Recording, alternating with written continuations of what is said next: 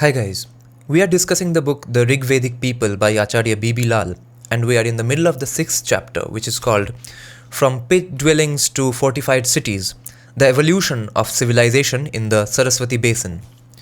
This chapter has to be read in 3 parts. We are now starting the second part, which starts from the stage 2 of that civilization, and it's called They Emerge Out of Pits and Start Building on Land Surface. First example is from the place called Bhirana in Haryana. We resume our story at Bhirana, from where we left it.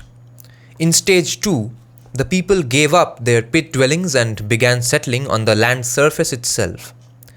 Perhaps the need for more space due to extended families and inconveniences owing to restricted areas within the pits made them come up on the surface.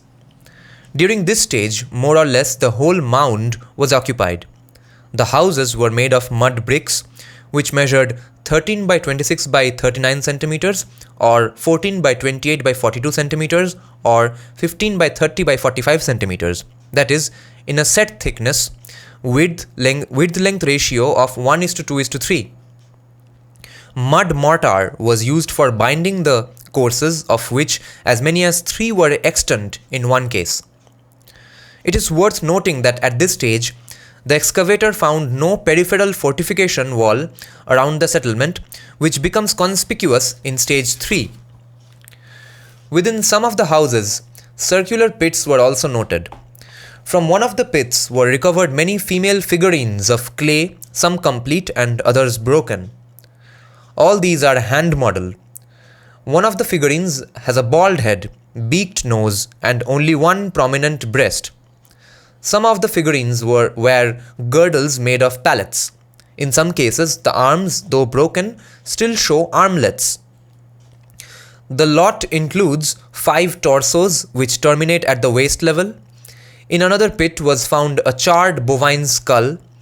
In this context, it may be recalled that even during stage 1, 2 of the dwelling pits yielded charred animal skulls. The female figurines and charred skulls. Do these indicate some kind of ritual? Amongst other antiquities mentioned may be made of bone points, chert blades, chert, chert blades, beads of semi-precious stones, terracotta bangles, and arrowheads of copper, because this is the copper age had already started. In respect of the pottery, while some of wares of stage 1 continue, a few other wares make their appearance. The bichrome ware, with black outline and white infilling, very limited in stage 1, becomes a little more conspicuous. The designs include, beside simple bands, loops and wavy lines, floral and faunal motifs such as people leaf and the fish. The incised pottery also continues, in which more noteworthy are bowls and basins with deeply incised designs on the interior. There also comes into being a grey ware in which the more noteworthy shapes are bowls with blunt carination, offering stands, and small vases. Second example is from the place called Kunal, also in Haryana. As at Bhirana, at Kunal too, the inhabitants chose to give up their pit dwellings and took recourse to building houses on the land surface. The houses were square or rectangular, made of mud bricks. It is interesting to note that whereas at Bhirana, the bricks were only in the ratio of 1:2:3, at Kunal, in addition to this ratio, a new one was also introduced, namely 1:2:4, the actual sizes being 9 by 18 by 36 centimeters and 11 by 22 by 44 centimeters. Perhaps the inhabitants were experimenting with brick sizes in order to arrive at a more convenient ratio. Bricks in the ratio of 1:2:4 are suitable for constructing walls in successive courses of headers and stretchers, a style now known as the English bond, which was made in fucking Harappa. It needs to be added that during the mature Harappan times, our stage 4 bricks in the ratio of 1:2:4 alone were used. People also became drainage conscious and fixed soakage jars as necessary.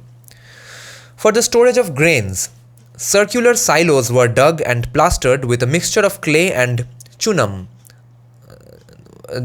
In Bengali it's called chun, the latter being a good insecticide. Such storage pits continue to be used in stage 3, for example at Kalibangan. Ascribable to stage 2, there were 3 structural phases, the succeeding structures being a bit more commodious than the previous ones.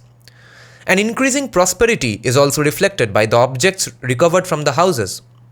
Besides a large number of beads of semi-precious stones, there were many noteworthy objects in copper, silver and gold. The discovery of a copper smelting furnace, from where a terracotta crucible with molten metal still sticking to it has also been found, clearly proves that the copper objects were manufactured locally. These included flat axes, spearheads, inverted V-shaped arrowheads, fish hooks, coiled cones and finger rings. Most of these types duly anticipate the ones found during the mature Harappan times. Beautiful picture. Wait, I have to show you the picture. It's called 6.8. Maybe they'll refer to it in some later line.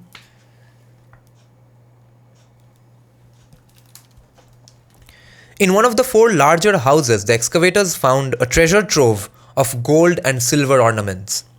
These were wrapped in a silver sheet and placed in a globular pot buried in a pit.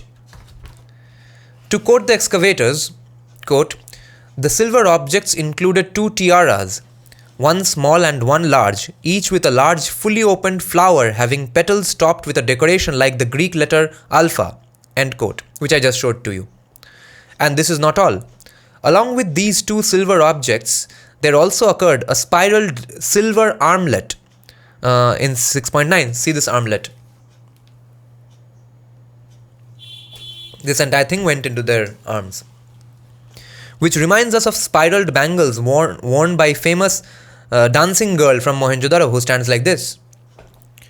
The affluence of the Kunalians is further confirmed by the discovery in other houses of a large number of gold and silver ornaments besides beads of agate and lapis lazuli.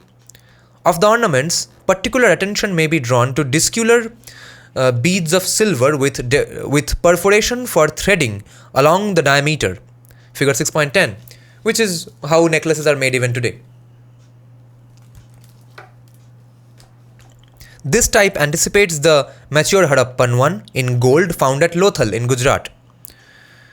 The occurrence of lapis lazuli beads has a lot to say in respect of long distance trade, since this material is not found anywhere in the neighborhood but had to come from as far away as Balochistan or Afghanistan. Attention may also be drawn to the occurrence at Kunal of 6 seals of steatite and 1 of shell. Shell, once again, is not a local commodity but had to come from a far off region. The steatite seals, square in shape, with a perforated knob on the reverse, remind us shape-wise of the steatite seals of the mature Harappan levels. The Kunal examples, however, bear only geometric designs and not animal or human motifs or inscriptions as do the mature Harappan ones. Anyways, seals do indicate their use for sealing commodities and thus trade activities. Let us for a while try to visualize the socio-administrative setup at Kunal. The occurrence in one of the large houses of a cache of silver ornaments, which included 2 tiaras, seems to suggest that the owner of the house was no commoner, but someone in particular. Could he have been a chief, having some sort of a way over the others? This is just a guess, but surely not a wild one. Now, Rakhigadi. A river named Drisadvati has been mentioned in the Rigveda in verse 3.23.4 as one of the tributaries of the Sarasvati. It has been identified with the modern Chautang, which, like the Sarasvati or Ghaggar, is also now dry. Its dry bed meets that of the Ghaggar around Suratgarh. It is on the right bank of the Drisadvati that the ancient site of Rakhigadi still lies. It falls in Hisar district of Haryana. Rakhigadi can easily be counted as one of the largest sites of the Harappan civilization, covering an overall area of about 105 hectares. Although owing to wear and tear over the past several millennia, its peripheral areas have been denuded, yet even today, some parts rise to a height of about 14 meters above the surrounding plains. Besides, it has also been found that at places the ancient remains go down to a further depth of about 4.5 meters below the plains. Figure 6.12 It's a map. You won't understand anything from it. 6.12 shows the various parts of the site as named by the excavator. Of these, RGR1, RGR7 and RGR6 are a little away, while RGR2 and RGR5 are contiguous. Of these areas, it is RGR6 that has yielded a great deal of information about our stage 2. The entire 4.5 meter thick deposit in this area is anterior to the mature Harappan times, that is, prior to our stage 4. Within the top 2.5 meters, as many as 4 structural sub-periods are identified. The houses were oriented along the cardinal directions. The sizes of the bricks used was 12 by 24 by 36 centimeters, 14 by 28 by 42 centimeters, that is the ratio of 1:2:3. A lane measuring 1.8 meters was also identified between two of the houses. The planning of the houses seemed to have been on the pattern of providing a central courtyard around which were located the living rooms. Do you find that familiar? Isn't that how all our Indian houses used to be until a few years back? A central courtyard and different rooms all around. A pattern, even Bibilal mentions it, a pattern which continued up to our stage 4. Okay, stage 4 Harappan times, but I have seen such houses even 15 years back in my own family.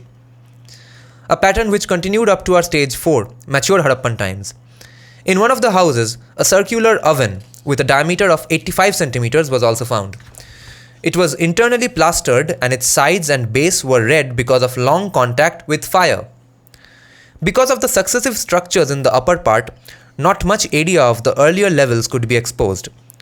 Nevertheless, the presence of floors and ash-cum-charcoal deposits indicated residential activity.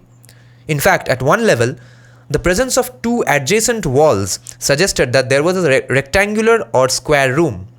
At another level, there was a circular structure with a diameter of 1.90 meters and an opening of 90 centimeters. Look at this room in Kalibangan. It is difficult to be sure of the use of this structure. While the diameter was too short for a house, the opening was rather wide for a storage bin.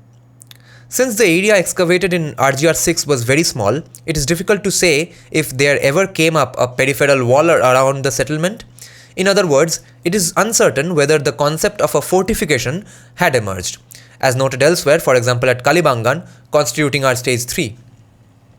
Remains of stage 2 were also met with in RGR1. Here too, a circular structure with a diameter of 1.9 meters, as in RGR6, was met with in. In this case, however, the opening was only 80 centimeters, and in front of it there was a pavement of broken fragments of kiln-fired bricks. If the circular structure was used for storage of grains, though no remains of any cereal has been found, the pavement in front of it may have been used for thrashing the same. Not far off, there was a small structure containing ash, charcoal and pottery. Maybe it was a pottery kiln. In the southern part of RGR1, remains of 2 rectangular houses were found, with a lane in between them. Through this lane there also flowed a drain, made of kiln-fired bricks, testifying to the use of such bricks in stage 2. However, the walls of the houses were mainly of mud bricks, though occasionally kiln-fired bricks were also used. In the ceramic complex, there were small quantities of pots with a coating of mud and coarse particles on the exterior, reminding one of the mud applique ware. Also, there was the incised ware, of which thick basins with deeply incised designs on the interior were conspicuous by their presence. Then there were some specimens of grey and black burnished wares. And finally, there also occurred the bichrome ware, characterized by designs which had a black outline and white infilling. Amongst the small finds of stage 2 at Rakhigari, mention may be made of arrowheads, needles and bangles of copper, beads of steatite, faience, F-A-I-E-N-C-E, and semi-precious stones, terracotta, animal figurines, cart models and bangles. Attention may also be drawn to the presence of a fluted core of chert, since this material is not found locally and becomes conspicuous by its much greater frequency in stage 4, which is called mature Harappan stage. Now examples from the location called Dhalewan. Located in Mansa district of Punjab, Dhalewan is yet another site which began with our stage 2 and continued up to stage 4. Thereafter, there was break of occupation, but the site was reoccupied during the Kushan times and went up to the Gupta period, according to the findings of the excavator Miss Madhu Bala. The excavator's sub-periods 1A, 1B and 1C, mature Harappan, are respectively equivalent to our stages 2, 3 and 4. The cultural milieu of stage 2 at Dhalewan is more or less the same as at other sites discussed earlier. We have a C-14 date, namely plus minus 3764 to 116 BC for this stage. Okay, 3764 BC, but plus minus 116 years for this stage, which places it in early 4th millennium BCE. There are also two C14 dates vis-a-vis 3167 BC plus minus 137 years and 3147 BCE plus minus 151 BCE plus minus 151 years for the excavator sub-period 1C, which is mature Harappan, that is our stage 4. It may be noted that these are earlier than those for stage 4 of mature Harappan of Kalibangan. Now stage 3. The concept of a peripheral wall around the settlement comes into being. What exactly was the reason for the construction of a peripheral wall around the settlement is difficult to determine in the present state of our knowledge. If it is argued that the wall was erected to safeguard the inhabitants from the attack of an enemy, the absence of evidence of such an attack at any of the sites militates against such a hypothesis. Again, if it is argued that the chief of the settlement wanted to live in a fortified area in contrast to the commoners, the same also does not seem to hold good, since, as would shortly be seen from the evidence of a site exclusively belonging to our stage 3, namely Kalibangan, which is KLB1 lower levels, it was the entire settlement and not a part thereof segregating the chief from the rest of the inhabitants that was fortified. It would be further observed that in stage 4, when there were two parts of the settlement which have been named as a citadel and a lower town, it was not the former alone that was fortified but the latter as well. Maybe future discoveries would be able to answer this question satisfactorily. At the sites of Bhirana and Dhalewan, already referred to earlier, and at Banawali, to be dealt with a little later, there is evidence of a transition from stage 2 to stage 3. That is to say that during the course of an ongoing occupation at these sites, a peripheral wall was put up around the settlement. It needs, however, to be added that the laying out of the wall around the settlement did not correspond to any noteworthy change in the material culture. At Kalibangan below, the occupation commenced along with the peripheral wall. There was no occupation prior to it. So when the peripheral wall came, that's when the occupation happened. Now, Kalibangan. Kalibangan is located on the left bank of the Ghaggar, ancient Sarasvati, in Hanumangarh district of Rajasthan. It is about 6 kilometers south of Pilibangan, a railway station between Hanumangarh and Suratgarh. The river is now dry, but its bed stretches from Kalibangan in the south to very near Pilibangan in the north, showing that in ancient times, when the site of Kalibangan was under occupation, it must have been a very mighty river. How and when the river dried up is something we shall discuss in a later chapter. The excavations at Kalibangan were started by me in the field season of 1960-61. Later, I was first joined by Shri B.K. Thapar and then by Shri J.P. Joshi, both of whom are unfortunately no more. A 320-page long report on the early Harappan settlement, that is our stage 3, has since been published, which is called B.B. Lal J.P. Joshi et al. 2003. The reasons such a delay in the publication of this report are mentioned in its preface. 2 volumes dealing with the mature Harappan's stage, that is our stage 4, were submitted to the survey for printing 7 years ago, but unfortunately have not been published so far, because no one gave a shit about Indian history. The ancient settlement at Kalibangan consists of 3 mounds, which have been labelled as KLB1, KLB2 and KLB3 from west to east. See figure 6.31, which comes much later. Together, these have a periphery of about 1.5 to 2 kilometers. Of these, the middle one, that is KLB2, is the largest and highest, about 10 meters, while that on the east, the smallest. Further, while KLB1 contains the remains of stage 3 as well as stage 4, KLB2 primarily belongs to stage 4, which is the mature late Harappan stage. The easternmost mound is very small and does not contain any residential structures but only some ritualistic elements ascribable to stage 4. Because of the overlying massive remains of stage 4 in KLB1, a comprehensive picture of stage 3 could not be obtained. Nevertheless, what could be retrieved is worth taking note of. As already mentioned, the settlement at KLB1 began simultaneously with the residential structures as well as the peripheral walls. The latter formed a rough parallelogram on the plan, oriented along the cardinal directions. Further, while the north-south arms measured about 250 meters, the east-west ones only about 170 meters. These were constructed of mud bricks, of which the size was 10 by 20 by 30 centimeters. To begin with, the thickness of the walls was 1.9 meters, but later on it was increased to 3 to 4 meters. For example, this picture.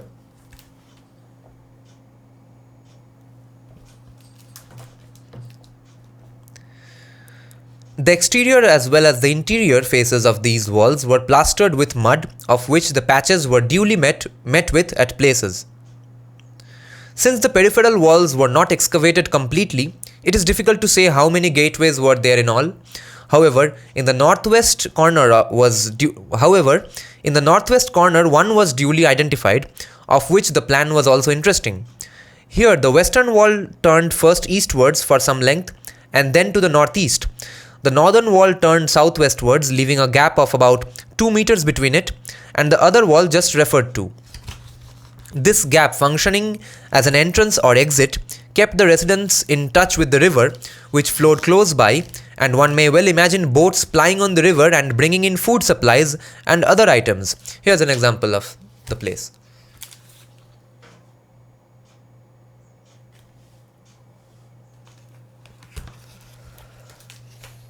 Because of the overlying structures of stage 4, not much could be exposed of the structures of stage 3. However, within a total deposit of 1.6 meters ascribable to this latter stage, as many as 5 structural sub-periods were noted. Oriented along the cardinal directions, the houses were made of mud bricks set in mud mortar. The plan of an average house usually consisted of a central courtyard around which were set the living room, usually 2 to 3 in number. It is this kind of basic house plan that continued to be followed in stage 4 as well. In one of the houses, overground as well as underground cooking ovens were found, which reminded one of modern tandooris. These were circular on plan and cylindrical in depth. So even tandoor was done in Harappan civilization. These were circular on plan and cylindrical in depth. The sides were plastered with mud which had turned red because of heating. The size of the bricks used in the construction of the houses was invariably 10 by 20 by 30 centimeters in the ratio of 1:2:3. Mud plaster was often applied to the walls. At one place, kiln-fired bricks were found to have been used in a drain. In a part of the settlement, a lane measuring 1.5 meters in width was found between two houses. The pottery of the early Harappans at Kalibangan, or stage 3, was analyzed by the late Sri Thapar, who divided it into 6 categories based on the fabric, technique of manufacture, surface treatment, etc. The same has been followed by Miss Madhu Bala, who has contributed the chapter on pottery to report on the early Harappans already referred to above, and interested readers may well go through the same. Here, I propose emphasizing the place of the stage 3 pottery at Kalibangan in the evolutionary process of the civilization in the Sarasvati basin as a whole. This pottery, if I may say so, connects the past with the future. Thus, it carries on the residual features of stages 1 and 2 on the one hand and introduces elements and shapes which become the hallmark of stage 4. For example, the globular vases with granular surface found in stage 3 at Kalibangan are reminiscent of the Hakra applique ware. Again, the incised pottery of stage 3 carries on the technique of the Hakra incised ware. On the other hand, the fine-grained, well-fired, sturdy red ware, often bearing a red slip and black-painted designs found in comparatively small quantity in stage 3, becomes the hallmark of stage 4. This is very interestingly written. Likewise, there are certain shapes in stage 3 which find a prominent place in stage 4. These include dishes on stand, cups on stand, large jars with flanged rim and lids, and tall cylindrical vases. Though the tall jar illustrated here does not have perforations as in the case of stage 4 examples, the shape is nevertheless identical. The freshness and vigor of the bichrome pottery, in which the outline of the designs is in black and the inner part is filled with white, seen in stage 2, becomes less pronounced in stage 3, only to almost disappear in stage 4. So this style of pottery goes out of fashion. A further noteworthy feature relating to the pottery of stage 3 was the occurrence of graffiti on some of the specimens.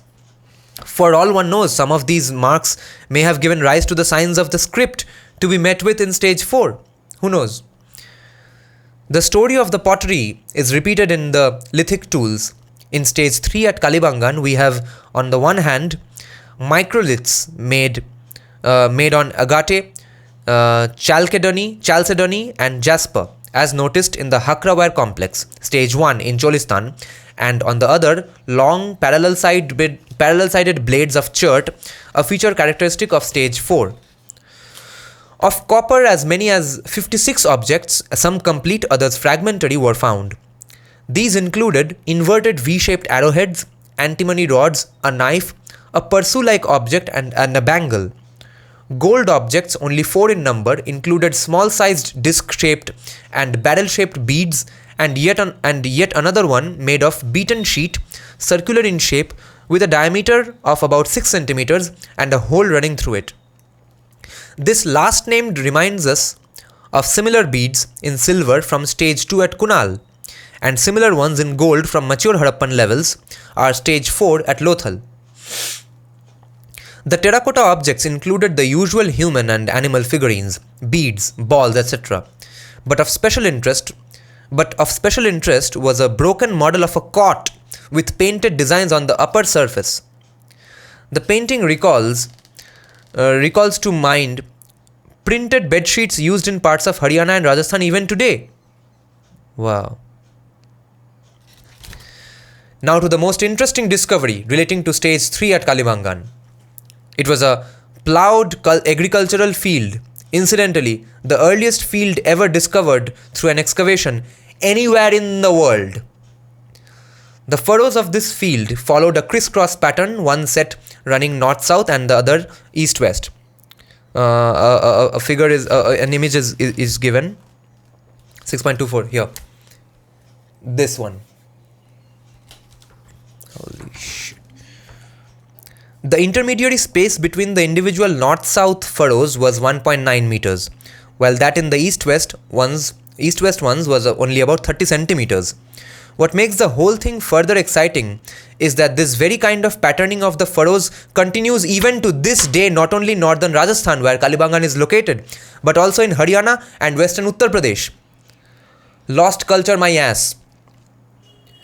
Today the farmers grow gram plants in the east-west furrows and those of mustard in the north-south ones. The reason for growing these kinds of plants in the respective furrows is very scientific, as explained to us by the farmers themselves. Both gram and mustard are winter crops, and during that season the sun moves down south, with the result that the shadows of trees and plants falling northwards are very long. Thus, if the mustard plants, which are very tall, were to be sown in the east-west furrows and the grams in the north-south ones, the former would cast long shadows over the latter, thereby hampering their growth. It is because of this consideration that the mustard plants are grown in the north-south furrows so that their long shadows do not fall on the gram plants, allowing the latter to enjoy adequate sunlight. Since both mustard and gram are known to have been cultivated by the authors of the civilization we are dealing with, it is most likely that these plants were sown in ancient times in the manner in which they are done now. The stage 3 settlement at Kalibangan came to a sudden end because of an earthquake, the signs left behind by which were seen at many places at the site. Thus, for example, in figure 6.27 is this.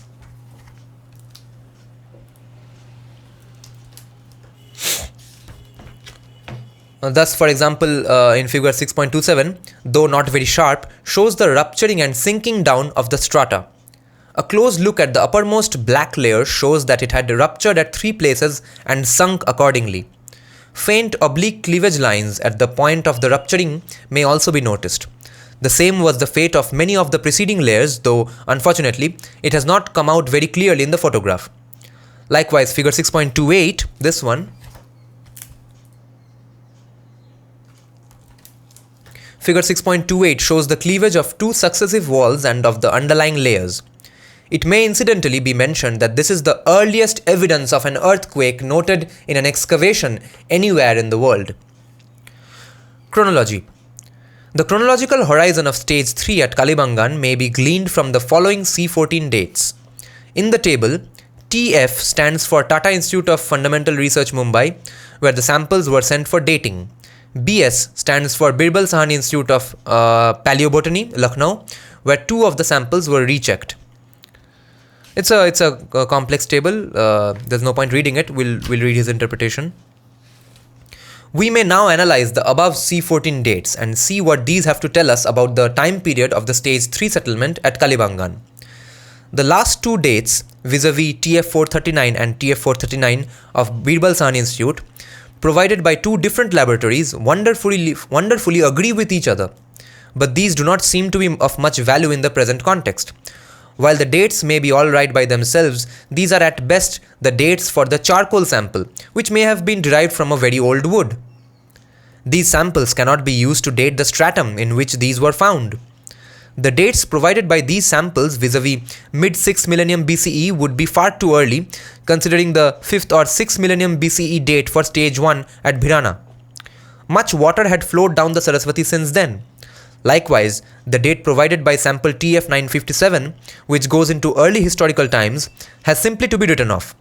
The consensus of other dates would place stage 3 at Kalibangan from sometime in the last quarter of the 4th millennium BCE to circa 2700 BCE.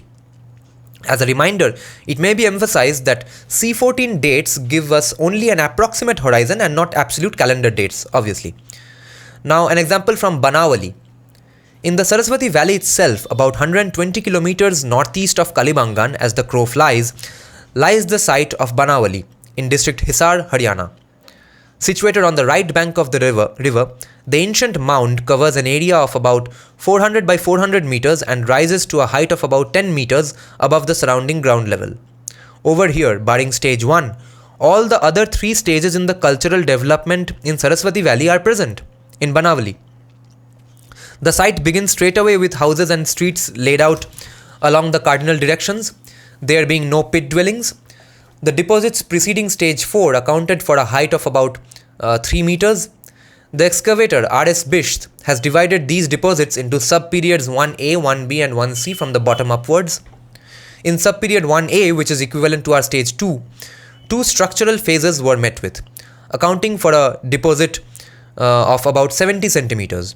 However, sub-period 1B, which is our stage 3, brought about a significant change, namely, the ongoing settlement was enclosed by a peripheral wall. Finally, at one point, the wall was available to a height of 2 meters. It was tapering in nature, thus while the width at the base was found to be 3.6 meters, the extant top was only 3.2 meters wide. Though the sizes of the bricks varied, namely 13 by 26 by 39 centimeters, 12 by 24 by 36 centimeters and 10 by 20 by 30 centimeters, these were nonetheless in a set ratio of 1:2:3, as in stage 3 at Kalibangan. But while the Kalibangan people used kiln-fired bricks sparingly, namely only in the drains, those in Banawali used such bricks more frequently. The pottery was similar to that at Kalibangan. However, amongst the most painted motifs, the excavator draws particular attention to a stylized animal with horns and a canopied cart with spoked wheels. Since only a limited area of these early levels was excavated, not much was found by way of antiquities. Nonetheless, these included a fish hook and an arrowhead of copper, beads of carnelian, agate, lapis lazuli and steatite, bangles of shell, faience and clay, and 2 spatula and a handle of bone. However, the excavator draws particular attention to a quote-unquote a stone weight, perhaps the first of its kind. Its weight is about 87.855 grams, although it does not fit into binary system of Indus weights, it closely approximates a sum 100 times the supposed unit of 0.657 grams, which was the assumption which was made by someone called Marshall in 1931, Mackay in 1938 in table 3 in the whatever table they made in their books. Subperiod 1c of the, so we find a mention of wheels as well, which means they already had wheels. No one would be imagining fake wheels if they didn't actually have wheels. Subperiod 1c of the excavator of the excavator heralds, as it were, a transition from our stage 3 to stage 4. It is marked by, quote, drastic and diagnostic changes in architecture, planning and antiquities in an otherwise continuing milieu of the preceding subperiod, end quote. The entire settlement was planned and constructed de novo. The dichotomous layout which the Harappans adopted was introduced during this subperiod. The fortification of the previous subperiod was externally chiseled or partially sliced away and doubled in width for housing the citadel, and the lower town was contiguously laid out towards the east as well as the north, while the position in the west remained unresolved. This quote is from Indian Archaeology, a review, 1986-87. Also noteworthy are certain other facts. While the earlier pottery characteristic of subperiod 1b, which is our stage 3, kept on, a new ware with deep red slip and having certain forms of our stage 4, which is mature Harappan, also made its appearance. Likewise, bricks in the ratio of 1:2:4, so typical of stage 4, also began to be manufactured.